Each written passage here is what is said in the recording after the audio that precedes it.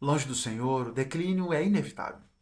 Afinal de contas, se Ele, o Senhor, o Criador, é a fonte de toda verdade e amor, sem Ele, o que nos resta é uma sociedade entregue aos seus próprios desejos, impulsos, ou como nos relata o livro de Juízes, um mundo onde cada um faz o que parece certo aos seus próprios olhos, onde cada um estabelece o certo e errado e busca meramente aquilo que lhe satisfaz, aquilo que deseja o seu coração. E se tem uma coisa que é evidente ao longo do estudo das Escrituras, é que nós, o nosso coração, é inclinado ao mal. Somos pecadores, somos falhos, somos egoístas, desejamos o nosso próprio bem, muitas vezes em desfavor do outro. E se não fosse o Senhor, a sua verdade, o seu amor, os seus princípios e a ética do Senhor transmitidas a nós, estaríamos perdidos. E é isso que acontece com o mundo em que o Senhor é deixado de lado. E é isso que nós vamos acompanhar quando nós fazemos a leitura do primeiro livro de Reis. A nossa leitura de hoje nos levou no primeiro livro, capítulo 14, a partir do verso 21, até o final do capítulo 16. E nós temos aqui uma sucessão de reis. Vale destacar que a partir daqui nós temos essa divisão, né, entre o Reino do Norte e o Reino do Sul. O Reino do Sul, o Reino de Judá, com a sua sede em Jerusalém, e o Reino do Norte. Então, quando o texto vai se referir a ele, falando sobre o Reino de Israel. E aqui nós começamos a nossa leitura de hoje com Roboão, filho de Salomão, assumindo o seu reinado sobre o reino de Judá, e ele tem um reinado de 17 anos em Jerusalém, e ele faz o que era mal aos olhos do Senhor. Peca gravemente contra o Senhor, faz coisas muito piores ainda do que os seus antepassados. É sucedido por Abias, que é ainda pior e faz coisas ainda piores, comete os mesmos pecados do seu pai. Rei, durante seu reinado, há muita guerra, há conflito constante contra o reino do norte. É sucedido por Asa, que finalmente termina essa sequência da nossa leitura de hoje, voltando a fazer aquilo que era certo aos olhos do Senhor, como Davi, seu antepassado. Ele remove os ídolos, ele restaura a religiosidade do povo de Israel e permanece fiel ao Senhor. Mudando então o cenário, mudando para o reino de Israel, nós temos uma série de sucessões duras, difíceis, de reis que conduziram o povo em pecado, em afastamento, de morte, assassinato, traição.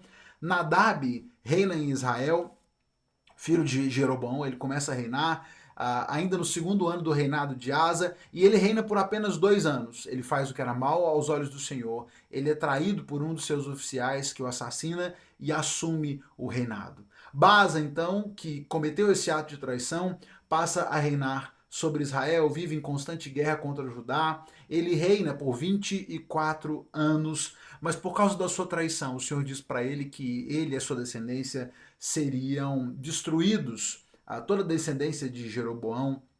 Assim como ele havia destruído toda a descendência de Jeroboão, a sua descendência também seria. Elá, filho de Baasa, chega a assumir o reinado, mas ele também é traído, também é ferido por um dos seus comandantes, que assume o reinado.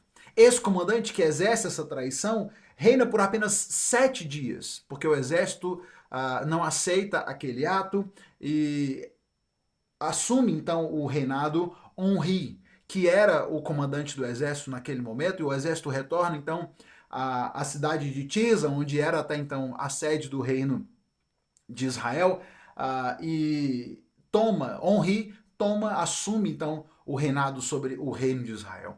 E a partir daqui nós vamos ver que a descendência de Onri será a responsável por um dos momentos mais difíceis, mais sombrios do povo de Israel. O povo estava dividido, o povo, aqui nesse momento em que Onri assume, o povo estava dividido em relação a quem deveria ficar no poder, mas ele ganha esse conflito, e Onri é responsável por comprar o Monte de Samaria e construir ali a cidade que passaria a ser chamada, então, a cidade de Samaria, em homenagem ao dono de quem aquele terreno havia sido comprado, e Samaria passará a ser, então, a capital do reino do norte. Onri é sucedido pelo seu filho Acabe, esse sim, responsável por um dos períodos mais terríveis da história do povo de Israel. Ele reina por 22 anos em Samaria, e ele foi pior do que todos os reis antes dele. Além de ter feito tantas coisas más aos olhos do Senhor, ele casou-se com Jezabel, que era filha de um rei sidônio, e começa a se prostrar diante de Baal, a adorá-lo. Ele constrói também um templo e um altar para Baal em Samaria, levanta poste para a deusa Azerá.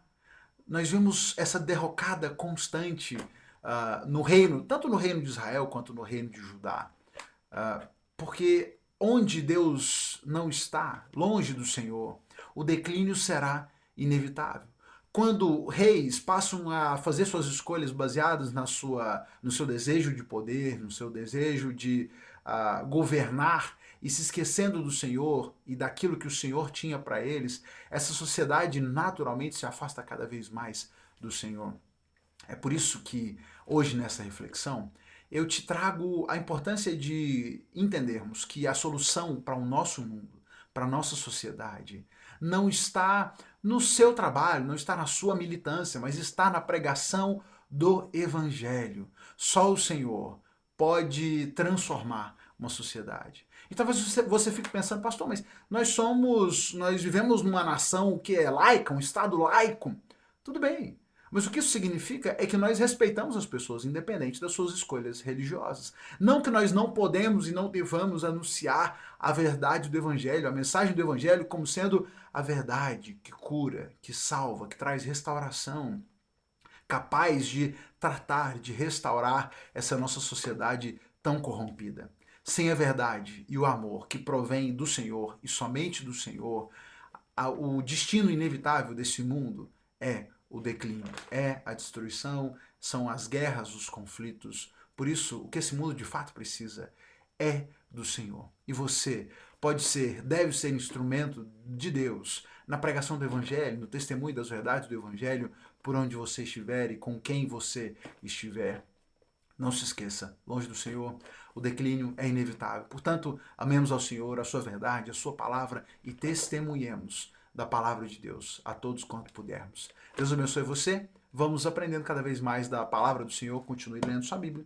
Amanhã a gente se encontra aqui para mais uma reflexão.